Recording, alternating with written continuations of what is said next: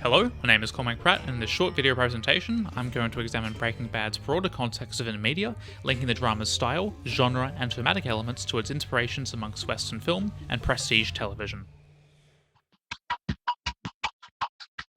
When commenting on Breaking Bad's acclaimed use of landscape photography and wide shots, director of photography Michael Slovis referenced showrunners Vince Gilligan's affection for Sergio Leone.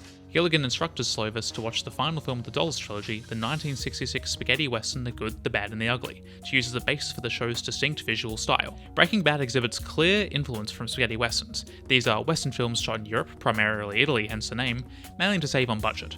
Breaking Bad references spaghetti westerns through its repeated use of on-location shooting in the New Mexico desert, to the extent that the show has been described as being neo-western in style. The show also draws other inspirations from film history and sporadic scenes, such as Jesse's killings of Gail Bedecker being shot from a POV, point of view perspective, reminiscent of the closing shot of the 1903 feature, The Great Train Robbery. Speaking briefly of other aspects of Breaking Bad's style, the show is acutely aware of the way mise-en-scène guides visual storytelling, and uses wardrobe changes, notably character Marie Schrader's eventual shade in dress from purple to black over the course of the show, framing techniques, as can be seen in the closing shot of the Season 4 episode Crawl Space, and motif, via the repeated use of swimming pools and props like the Season 2 teddy bear.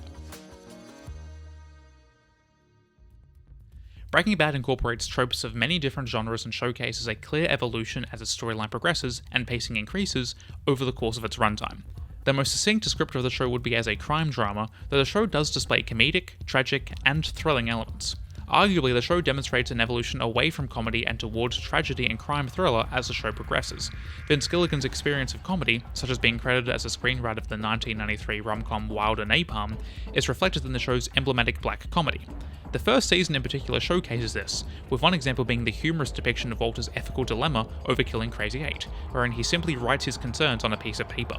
These moments fade away over the course of the show as the stakes continue rising, to the extent where climatic episodes such as Face Off and Ozymandias are more akin to crime thriller, with character deaths throughout the show, culminating in the final episode Felina, representing the show's true tragic streak.